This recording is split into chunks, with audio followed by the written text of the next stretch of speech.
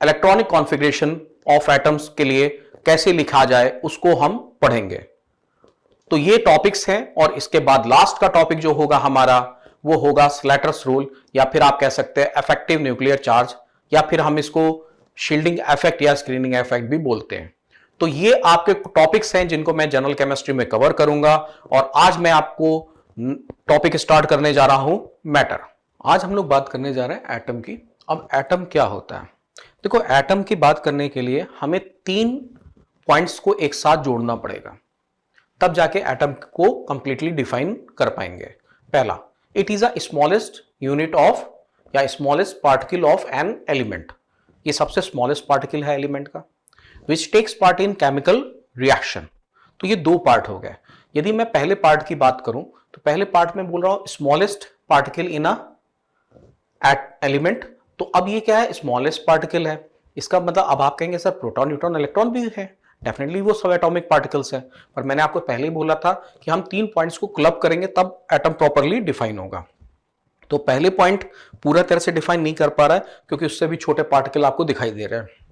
उसके बाद नेक्स्ट आ रहे हैं takes part in chemical reaction. आप सबको मालूम है इलेक्ट्रॉन भी केमिकल रिएक्शन में पार्टिसिपेट कर रहा है, तो ये भी कंप्लीट डिफाइन नहीं कर पा रहा है। मतलब मैं फर्स्ट और सेकंड पॉइंट को जोड़ दूं तो भी अभी एटम डिफाइन नहीं हुआ। थर्ड, इट मे और may not freely exist in nature. अब वो एग्जिस्ट नेचर में कर भी सकता है फ्रीली और नहीं भी कर सकता। जब हम तीनों पॉइंट्स को जोड़ते हैं तब एटम डिफाइन होता है। मतलब एटम क्या है? स्मॉलेस्ट पार्टिकल ऑफ एलिमेंट है, which takes part in chemical reaction and may और may not exist freely in nature. अब यहां पे यदि तुम थोड़ा सा ध्यान दो तो अब आप कहोगे सर ये एग्जिस्ट कर भी रहा है और नहीं भी कर रहा है। तो मतलब यहां पे क्या है? जैसे सपोज करो मैं हाइड्रोजन की बात करूं तो हाइड्रोजन क्या है? 2 एटम से मिलकर H2 बना, 2 हाइड्रोजन एटम से मिलकर H2 बना। तो यहां पे आपने क्या देखा कि उसकी एलिमेंटल फॉर्म है पर वो डायटोमिक फॉर्म में एग्जिस्ट कर रहा है।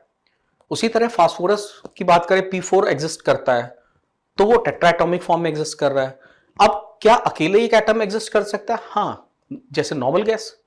नॉर्मल गैस क्या है? जैसे हीलियम ले लो, हीलियम अकेले एग्जिस्ट कर सकती है मोनोएटॉमिक फॉर्म में। तो मतलब एटम फ्रीली एग्जिस्ट कर भी सकता है और नहीं भी एग्जिस्ट कर सकता है। तो ये क्या होते हैं? एटम्स। ठीक है। जब मैं एटम्स की बात करता हूं तो सबसे पहले जब एटम की बहुत सी थ्योरीज आई उसमें फेमस थ्योरी है Dalton atomic theory. Dalton atomic theory ने क्या बोला था कि एटम जो होते हैं इनडिविजिबल होते हैं। क्या होते हैं? इनडिविजिबल। अब यदि एटम इनडिविजिबल है तब क्या होगा? आप खुद सोच के देखो कि एटम को हम इनडिविजिबल मान लें तो प्रोटॉन, इलेक्ट्रॉन, न्यूट्रॉन की तो बात ही नहीं करेंगे। पर जैसे ही आपके डाल्टन के मॉडल में आया इनडिविजिबल पार्टिकल, सारे साइंटिस्ट कहां लग गए कि अब हम एटम को डिवाइड करेंगे। मतलब एटम से छोटे सब एटॉमिक पार्टिकल की डिस्कवरी के लिए एक नई क्राइटेरिया मिल गया, क्योंकि यदि किसी ने कह दिया इंडिविजिबल है तो अपन उसको क्या करेंगे? डिवाइड करेंगे।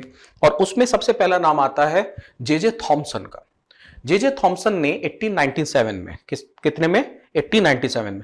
वैसे देखा जाए तो जे थॉमसन ने अकेले परफॉर्म नहीं किया था, इनके एक्सपेरिमेंट था जो थॉमसन एंड क्रुक को जो क्रेडिट मिला वो डिस्चार्ज ट्यूब की डिस्कवरी का मिला, और जे थॉमसन को टोटल क्रेडिट गया किसका? इलेक्ट्रॉन की डिस्कवरी का। पर यदि हम और ईमानदारी से बात करें तो जे थॉमसन ने कैथोड रेस बनाई थी और कहा था कैथोड रेस जो है नेगेटिवली चार्ज पार्टिकल से मिलकर बनी होती हैं। ठीक है, यहां तक उन्होंने स्टेटमेंट दिया था और उसकी सारी प्रॉपर्टीज को एक्सप्लेन किया था और स्टडी करा था। और इलेक्ट्रॉन वर्ड नाम जो है वो सबसे पहले स्टोनी नाम के साइंटिस्ट ने दिया था। ठीक है, तो अब पहले तो हमने बात करी इलेक्ट्रॉन की डिस्कवरी, और जे थॉमसन को फुल क्रेडिट गया डिस्कवरी ऑफ इलेक्ट्रॉन का, और इलेक्ट्रॉन की डिस्कवरी की वजह से भी ही इनको 1906 में नोबेल प्राइज मिला। अब बात आती है प्रोटॉन की डिस्कवरी। यदि मैं प्रोटॉन की डिस्कवरी की बात करूं तो प्रोटॉन की डिस्कवरी किसने करी? रदरफोर्ड ने करी। अब रदरफोर्ड की बात किया जाए तो इन्होंने क्या करा? प्रोटॉन की डिस्कवरी करी। और वैसे कई जगह आपको गोल्डस्टीन का नाम भी मिलेगा, पर यहां पे टोटल क्रेडिट किसको मिला? रदरफोर्ड को मिला था। किसको मिला था बेटा? ई रदरफोर्ड। और इनको भी क्या हुआ? नोबेल प्राइज मिला था इनके अचीवमेंट्स की वजह से। इसी तरह लास्ट नाम आता है चैडविक का। चैडविक ने 1932 में न्यूट्रॉन की डिस्कवरी करी। किसकी डिस्कवरी करी? न्यूट्रॉन की डिस्कवरी करी।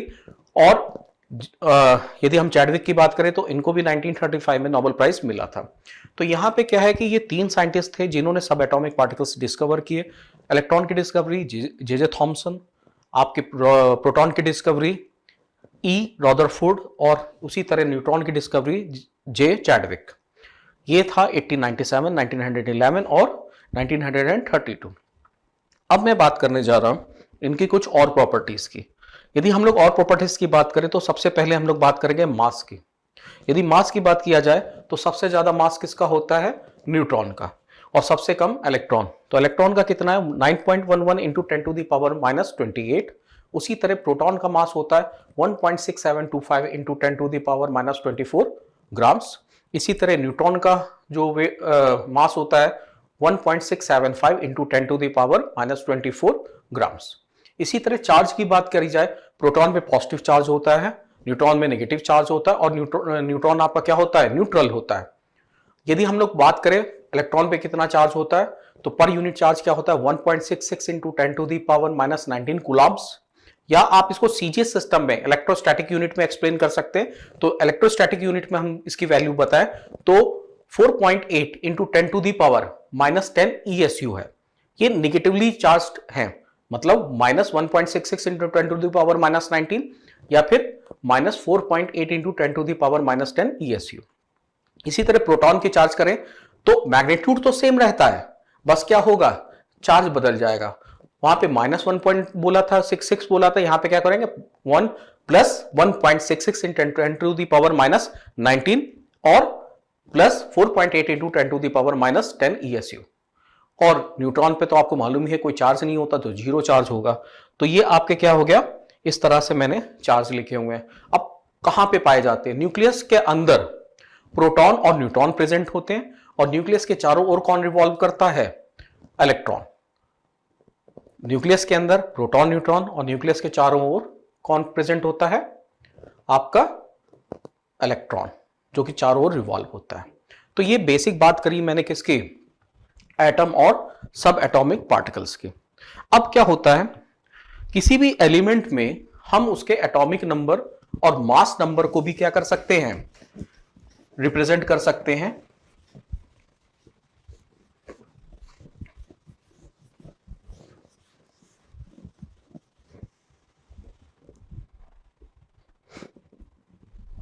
यदि आप देखें, मान लो कि एलिमेंट मेरे पास कोई एक्स एलिमेंट है, तो ए मैंने क्या लिख दिया? इसका मास नंबर, और यहां जेड क्या लिख दिया? Atomic number.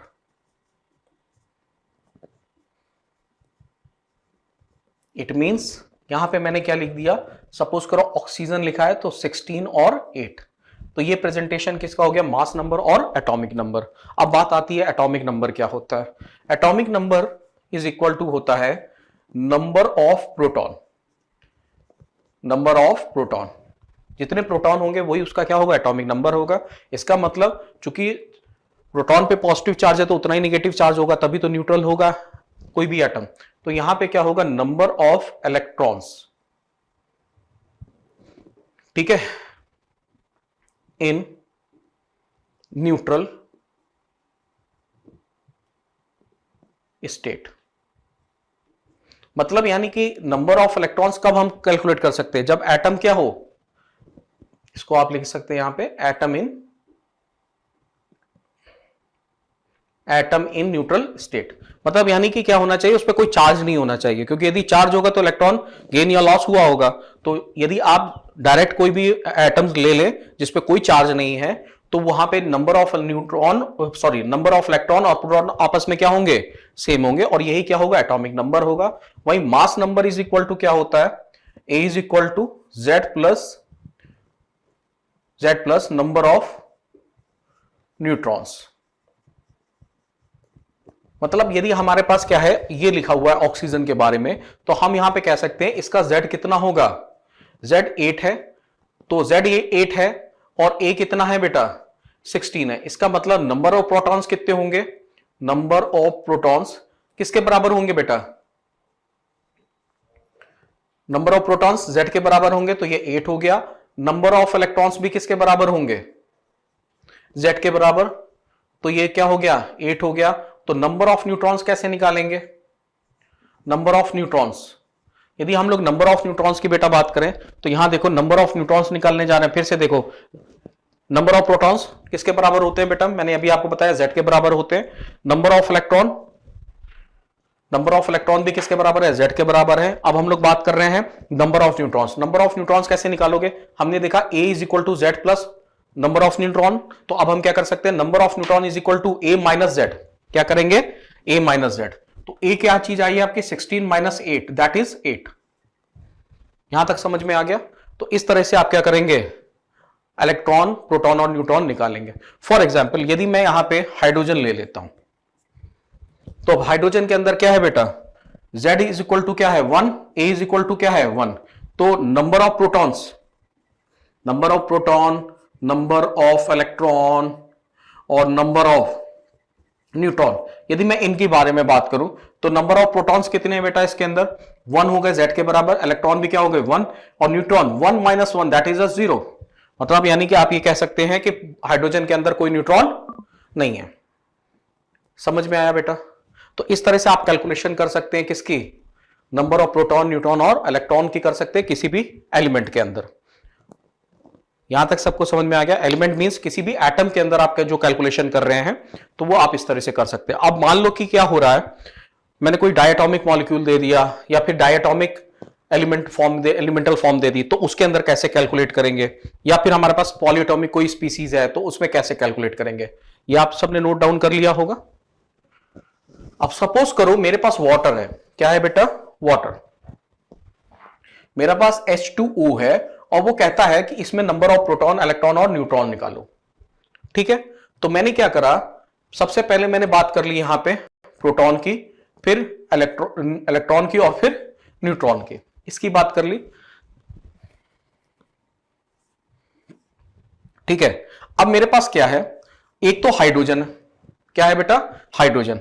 अब हाइड्रोजन क्या होता है बेटा 1 1 होता है, ये एक ही है, सॉरी 2 हैं, तो आपको 2 लेने पड़ेंगे हाइड्रोजन। इसी तरह ऑक्सीजन आपके पास केवल एक है, तो अब ऑक्सीजन कितना होता है 16 और 8।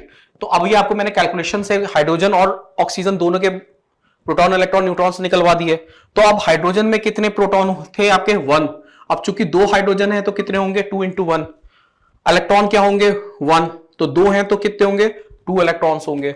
उसी तरह न्यूट्रॉन्स कितने हैं वहां पे 0, तो 2 इंटू 0 तो आपका क्या रहेगा 0 ही रहेगा। इसी तरह हम यदि यहां पे बात करें तो 8 क्या है प्रोटॉन्स है, 8 इलेक्ट्रॉन्स है और 8 न्यूट्रॉन्स। अभी आपको वहां पे मैंने कैलकुलेट कराई वैल्यू, तो अब टोटल नंबर ऑफ प्रोटॉन्स कितने हो गए, टोटल अब आपने यहां पे टोटल कर दिया, टोटल नंबर ऑफ प्रोटॉन्स कितने होंगे बेटा 10, इलेक्ट्रॉन भी कितने आ गए 10 और न्यूट्रॉन कितने आ गए 8। तो यदि आपको कोई इस तरह से कोई दे दिया जाए जहां पे एक से ज्यादा एटम है, एक एटम है तो इजीली कैलकुलेट कर सकते हो, एक से ज्यादा एटम है तो आपको सबके प्रोटॉन इलेक्ट्रॉन न्यूट्रॉन्स को जोड़ना पड़ेगा। यहां तक आप सबको बात समझ में आ गई। तो आप इस तरह से कैलकुलेशन कर सकते हैं किसकी, कोई भी यदि आपको पॉलीएटॉमिक स्पीसीज गिवन हो। ख्याल से सबको समझ में आ गया होगा। इसी तरह मान लो कि मैंने कोई दूसरा एग्जाम्पल पकड़ लेता हूं, मान लो मेरे पास मान लो C6H12O6, ये ग्लूकोज होता है, क्या होता है बेटा ग्लूकोज। अब मुझे यहां पे यदि कैलकुलेशन करना है प्रोटॉन इलेक्ट्रॉन और न्यूट्रॉन की, तो मैं कैसे करूंगा, देखो अब यहां पे हाइड्रोजन कितने हैं बेटा 12 हाइड्रोजन हैं, ऑक्सीजन कितने हैं, ऑक्सीजन आपके पास 6 हैं, और कार्बन कितने हैं, कार्बन आपके पास कितने बेटा 6। अब बेटा मैंने ऑक्सीजन और हाइड्रोजन के बारे में तो आपको बता दिया था कि यहां पे क्या हो जाएगा 12 इंटू 1, यहां पे 12 हाइड्रोजन है इंटू 1 और 12 इंटू 0, यहां तक समझ में आ गया। अब यदि हम ऑक्सीजन की बात करें तो ऑक्सीजन यहां पे कितने हैं 6, तो 6 इंटू 8, यहां पे भी क्या आएगा 6 इंटू 8 और यहां पे 6 इंटू 8, तो यहां पे बेटा 6 इंटू 8 हो गया। इसी तरह अब यदि आप पे देखें तो यदि मेरे पास कार्बन 12 और 6 है तो इसमें प्रोटॉन कितने होंगे बेटा, प्रोटॉन 6 Z के बराबर होंगे, क्योंकि इसके लिए Z इज इक्वल टू 6 है, A इज इक्वल टू कितना है बेटा 12 है, तो अब इलेक्ट्रॉन्स कितने होंगे बेटा, यहां पे भी इलेक्ट्रॉन्स कितने होंगे 6, और न्यूट्रॉन कितने आ जाएंगे 12 माइनस 6 दैट इज 6।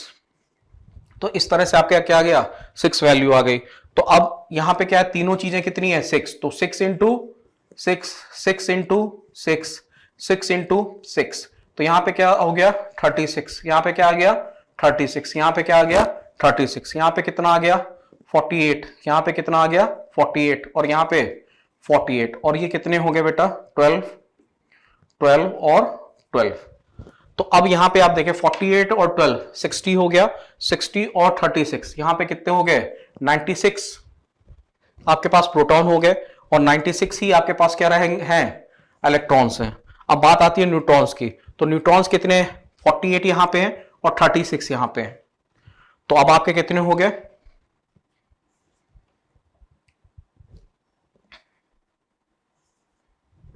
84।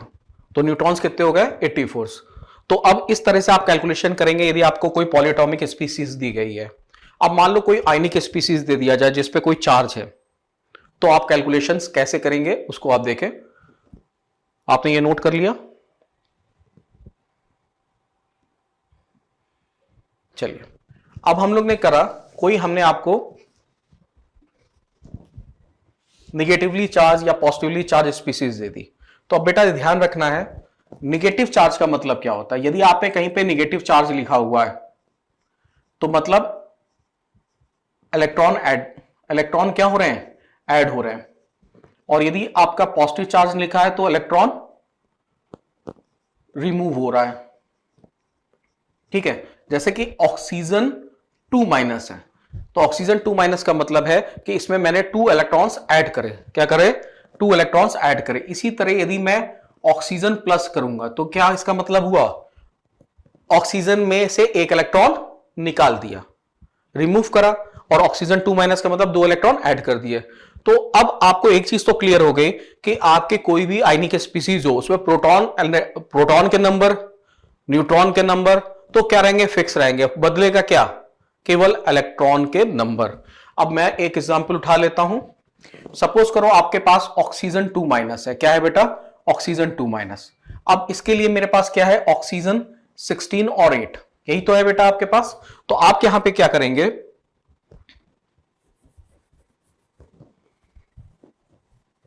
मैं अब इस तरह से टेबल बना देता हूं, प्रोटॉन न्यूट्रॉन और इलेक्ट्रॉन। ठीक है बेटा, तो सबसे पहले यदि हम इसकी बात करें ऑक्सीजन, तो ऑक्सीजन में प्रोटॉन बेटा कितने होंगे 8, न्यूट्रॉन भी 8 और इलेक्ट्रॉन भी 8, ये तो आपको मैंने कैलकुलेट करके बताया ही था।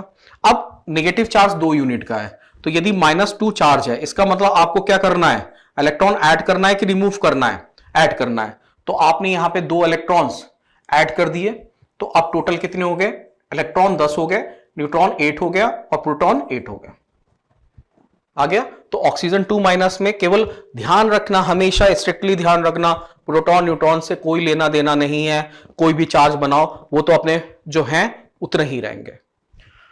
अब मान लो कि आपने कहा कि सर ये तो आपने मोनोटॉमिक बता दिया इजी है, अब मान लो कि मेरे पास कोई एग्जांपल आता है कार्बोनेट का CO3 2 माइनस। अब CO3 2 माइनस आएगा, सर हम कैसे करेंगे, तो आपने CO3 2 माइनस का करना है तो आपको वही काम करना पड़ेगा जो आपने यहां पे किया हुआ है। अब आप देखें, आप इसी तरह से टेबल बना लीजिए, ठीक है। अब यहां पे मेरे पास कार्बन है और ऑक्सीजन कितने हैं मेरे पास बेटा 3 ऑक्सीजन है, क्या है 3 ऑक्सीजन है और कार्बन 1 है, और -2 चार्ज है, क्या है बेटा -2 चार्ज।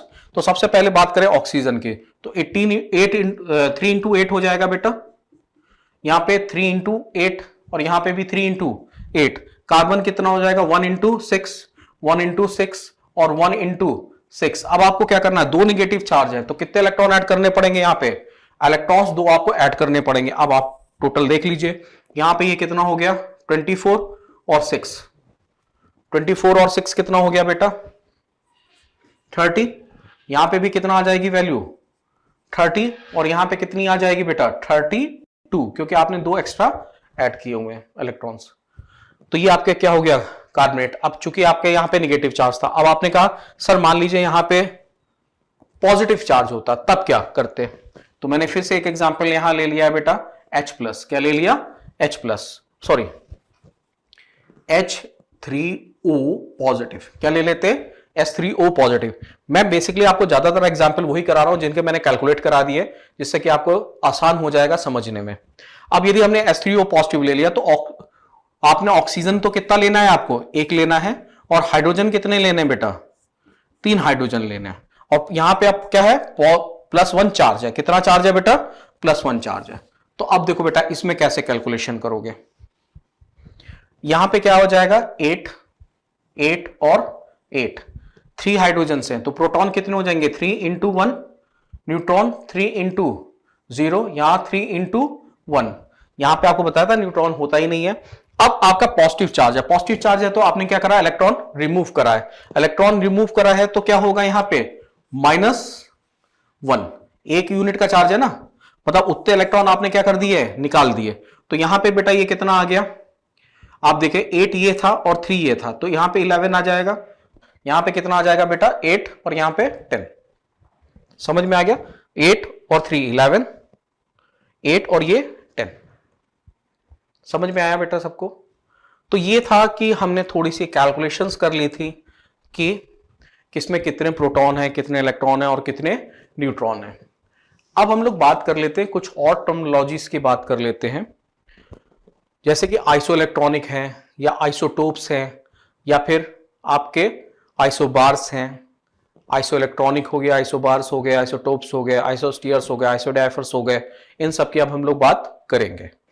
जैसे कि अभी हमने आपको एटम्स के बारे में बताया, अब ये कुछ टर्मिनोलॉजीज हैं जिसको आपको ध्यान देना होगा। पहला है आइसोटोप्स। आइसोटोप्स क्या होता है?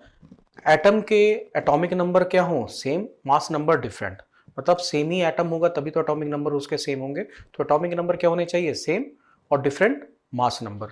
तो यदि यहाँ पे हम देखें, पहला क्या है? H। H में देखिए सभी में जो एटॉमिक नंबर है 1 है, जबकि मास नंबर यहाँ पे देखिए 1 2 3। तो यानी कि यहाँ पे क्या है? आइसोटोप्स कहलाएंगे। और यदि ये आइसोटोप्स हैं और इसको कहा जाता है बेटा प्रोटियम, इसको हम क्या लिखते हैं? प्रोटियम। इसको ड्यूटीरियम लिखा जाता है और इसको ट्राइटियम लिखा जाता है। They are the isotopes of hydrogen. आप चाहे इस तरह से रिप्रेजेंट करें या HDT करके लिखें, तो इसको भी हम इस नाम से भी, इस सिंबल से भी इसको डिनोट करते हैं। या फिर आप और एग्जांपल ले सकते हैं, जैसे कार्बन है। कार्बन आपने क्या ले लिया? 12 और कार्बन 14। ये भी आपस में क्या है? आइसोटोप है। तो ये आइसोटोप क्या होते हैं? जहां पे atomic number same, mass number different. अब दूसरा था आइसोबार्स। आइसोबार्स तो में क्या होता है? एटॉमिक नंबर डिफरेंट है। एटॉमिक नंबर डिफरेंट है मतलब एलिमेंट अलग अलग हो गए, तो उनके एटॉमिक नंबर तो क्या है? डिफरेंट है, पर मास नंबर सेम है। फॉर एग्जाम्पल यदि आप यहाँ पे देखें, मैंने आर्गन और पोटेशियम और कैल्शियम लिया, यहाँ पे मास नंबर सभी के 40 है और 18 19 20। तो ये क्या हो गया? एटॉमिक नंबर हो गया। तो मास नंबर तो सबके कॉमन है, पर एटॉमिक नंबर हमने क्या ले लिए? डिफरेंट ले लिया। इसी तरह फिर से एक एग्जांपल देख लो। मान लो कि नाइट्रोजन है, नाइट्रोजन 14 7 होता है, मास नंबर इसका 14 है और एटॉमिक नंबर 7। अब आपने कार्बन का आइसोटोप ले लिया 14 वाला, तो अब आप इसमें देखें एटॉमिक नंबर डिफरेंट है पर मास नंबर दोनों के क्या है? सेम। तो ये क्या कहलाएंगे? आइसोबर्स। ठीक है। अब नेक्स्ट देखो आइसोइलेक्ट्रॉनिक। आइसोइलेक्ट्रॉनिक नाम से मालूम चल रहा है कि same number of electron, chemical species. यहाँ पे जो वर्ड आ रहा है केमिकल स्पीसीज, ये एटम, मॉलिक्यूल, आयंस कुछ भी हो सकते हैं, तो हम इसको केमिकल स्पीसीज बोल रहे हैं। ठीक है। तो chemical species having same number of electron, same number of electron होने चाहिए। जैसे कि हाइड्रोजन, हाइड्रोजन में 1 इलेक्ट्रॉन होता है, नेगेटिव चार्ज है तो इसके पास 2 इलेक्ट्रॉन्स हो गए। हीलियम के पास भी 2 इलेक्ट्रॉन्स होते हैं, लिथियम के पास 3 इलेक्ट्रॉन्स होते हैं। पॉजिटिव चार्ज है, 1 इलेक्ट्रॉन निकल गया, तो अब इसके पास भी 2 इलेक्ट्रॉन्स बचे। तो ये हो गया आपका आइसोइलेक्ट्रॉनिक। इसी तरह आप यदि देखेंगे, एक एग्जांपल और ले लेता हूं, C6S6 और B3N3S6। अब यदि आप इसकी बात करें तो कार्बन के पास कितने इलेक्ट्रॉन होते हैं? 6, और 6 हैं तो 36 हो गए, और 6 हाइड्रोजन के पास 42, तो इसके पास टोटल इलेक्ट्रॉन्स कितने हो गए? 42 इलेक्ट्रॉन्स हो गए। ठीक है बेटा। और यहां पे आप देखें तो यहां पे क्या है? बोरॉन के पास 5 होते हैं तो 15 होंगे, और इसके पास 7 होते हैं तो क्या हो गया? 21 और 6। तो यहां पे भी कितने आ गए? 42 इलेक्ट्रॉन्स। तो ये दोनों भी क्या हो गए? आइसोइलेक्ट्रॉनिक हो गए। क्या हो गए बेटा? आइसोइलेक्ट्रॉनिक। इसी तरह आप देखें H3O पॉजिटिव और NH4 पॉजिटिव। यदि आप इसके अंदर देखें, हाइड्रोजन के पास 3 इलेक्ट्रॉन्स 1 इलेक्ट्रॉन होता है, 3 है तो 3 3 होंगे, 3 और 8 कितने हो गए 11, चूंकि पॉजिटिव चार्ज है, एक निकल गया इलेक्ट्रॉन तो कितने हो जाएंगे 10 इलेक्ट्रॉन्स आ जाएंगे। इसी तरह इसमें क्या होगा, आप यदि देखें नाइट्रोजन के पास 7 इलेक्ट्रॉन, हाइड्रोजन के पास 1 है, 4 है, तो क्या हो गया 11 इलेक्ट्रॉन्स, 11 में से एक इलेक्ट्रॉन निकल गया 10 इलेक्ट्रॉन्स। ठीक है, तो यहां पे आपके क्या हो गया, ये आपके क्या हो गए, ये भी आपके आइसो इलेक्ट्रॉनिक हो गए। तो मैंने आपको बताया कि जो केमिकल स्पीसीज का मतलब है एटम ले लो, आयन ले लो, मॉलिक्यूल्स ले लो, कुछ भी ले लो आप। अगला टर्म आता है, अब एक आइसो इलेक्ट्रॉनिक में पहले एक और बात कर लेते हैं। आजकल क्या है कि एक क्वेश्चन मेंस का आया, उसमें उन्होंने same number of valence electrons को भी क्या मान लिया, आइसो इलेक्ट्रॉनिक मान लिया। वैसे बेटा आपको बहुत क्लियर एक कॉन्सेप्ट कर देता हूं कि जो आइसो इलेक्ट्रॉनिक होते हैं वो एकदम क्लियर है कि same number of electrons, total electrons क्या होने चाहिए सेम। पर मान लो कि कोई ऐसा क्वेश्चन आ रहा है जहां पे आपका सेम नंबर ऑफ इलेक्ट्रॉन्स आ ही नहीं पा रहे हैं टोटल नंबर, और फिर आप उसमें अल्टरनेटिवली देख लेना मोस्ट सुटेबल आंसर क्या है। तो मोस्ट सुटेबल में अगला स्टेप क्या आ जाएगा, वैलेंस इलेक्ट्रॉन देख लेना, और यदि आपको दिखे कि वैलेंस इलेक्ट्रॉन सेम है तो वो भी क्या होंगे, आइसो इलेक्ट्रॉनिक कंसिडर कर लेना। अब यहां पे हम लोग बात करते हैं कि जैसे कि क्या है आइसोस्टीयर्स, आइसोस्टीयर्स के बारे में बात करते हैं। तो यही एक तरह से एक्सटेंडेड फॉर्म है आइसो इलेक्ट्रॉनिक का।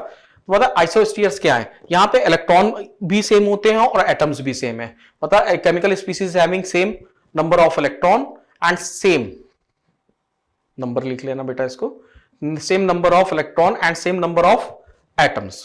अब एटम्स भी सेम है और इलेक्ट्रॉन भी क्या है सेम।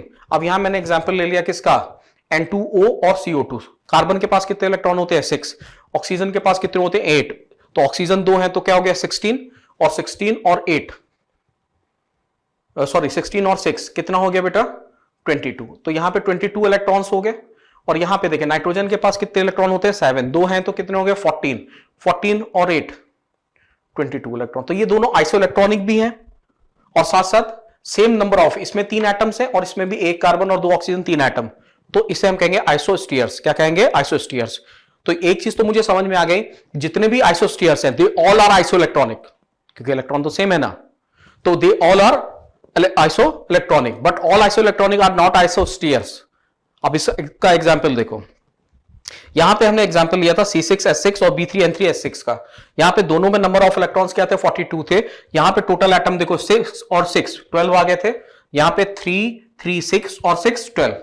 तो ये आपके क्या है आइसो इलेक्ट्रॉनिक भी है, आइसोस्टीयर्स भी है। अब यहां पे आ जाओ, यहां पे दोनों में 10 इलेक्ट्रॉन्स हैं, इसके पास टोटल एटम्स कितने हैं 4, 3 हाइड्रोजन 1 ऑक्सीजन। यहां पे क्या है नाइट्रोजन 1 और 4 हाइड्रोजन, तो टोटल कितने हो गए 5। तो इसके पास क्या है बेटा 5 एटम्स है। तो ये आइसो इलेक्ट्रॉनिक तो है बट आइसोस्टीयर्स नहीं है। यहां तक क्लियर हो गया समझ में। नेक्स्ट है आइसोडायफर्स। आइसोडायफर्स की बात करें तो आइसोडायफर्स क्या होते हैं, यहां पे आपको डिफरेंस निकालना है न्यूट्रॉन और प्रोटॉन का। यदि न्यूट्रॉन और प्रोटॉन का डिफरेंस किसी भी केमिकल स्पीसीज में सेम आ जाए तो वो क्या कहलाएंगे बेटा आइसोडायफर्स। यहां पे हमने एग्जांपल लिया हुआ है, यदि आप देखें इसमें तो यहां पे क्या है ये 19 है और ये 9, तो यहां पे नंबर ऑफ न्यूट्रॉन्स कितने आ जाएंगे। यदि आप इसके केस की बात करें तो इसमें न्यूट्रॉन आ जाएंगे आपके 19 - 9 10, और प्रोटॉन तो एटॉमिक नंबर के बराबर होंगे 9। इसी तरह इसकी बात करें तो इसमें न्यूट्रॉन्स कितने आ जाएंगे बेटा 23 - 11 दैट इज 12, और प्रोटॉन कितने हैं यहां पे 11। तो अब आपका क्या है neutron minus proton, neutron minus proton, तो यहां पे कितना आ जाएगा 12 - 11 दैट इज 1, और यहां पे कितना आ जाएगा 10 - 9 इक्वल टू 1। तो दोनों में जो डिफरेंस आ रहा है वो क्या आ रहा है सेम डिफरेंस आ रहा है, तो हम इसको क्या बोलेंगे आइसोडायफर्स बोलेंगे। क्या बोलेंगे बेटा आइसोडायफर्स। आइसोडायफर्स हो गया, समझ में आया। आप इस तरह से भी लिख सकते हैं, यहां एक वर्ड आया excess of neutron, number of excess of neutrons. तो number of excess of neutrons कैसे निकालते हैं, आपको करना क्या है न्यूट्रॉन्स इज इक्वल टू क्या होता है बेटा number of neutrons, number of neutrons is equal to होता है A - Z। यही तो आप करते हैं, A - Z तो क्या है नंबर ऑफ न्यूट्रॉन्स है। अब मुझे क्या निकालना है number of excess of neutron. अब number of excess of neutron कैसे निकालेंगे, न्यूट्रॉन के नंबर माइनस प्रोटॉन के नंबर। तो आप क्या करोगे A - Z तो क्या है न्यूट्रॉन के नंबर है, माइनस प्रोटॉन के नंबर किसके बराबर होते हैं Z के, तो आप इसको लिख सकते हो A - 2Z, A - 2Z। तो अब आप यहां पे देखें, जैसे हमें मान लो इसमें निकालना होता, इस तरह से निकालना होता फॉर्मूले से, तो आप क्या करते हैं इसको 23 माइनस 2 इंटू 11 कितना हो गया बेटा 23 माइनस 22 हो गया, दैट इज 1। इसी तरह इसमें क्या होगा 19 माइनस 2 इंटू 9 दैट इज 18, तो 19 माइनस 18 कितना हो गया बेटा 1। तो आप ये एक आपको फॉर्मूला बना के दिखा दिया है कि आप चाहो तो इससे निकाल लो डायरेक्ट, इस तरह से आप कैलकुलेशन नहीं करना चाहते तो आप इसमें वैल्यू पुटअप करके निकाल लो। तो ये आपकी कुछ टर्मिनोलॉजीज हो गई, आइसोटोप, आइसोबार्स, आइसोइलेक्ट्रॉनिक, आइसोस्टीयर्स और आइसोडाइफर्स। होपफुली आपको सबको समझ आया होगा।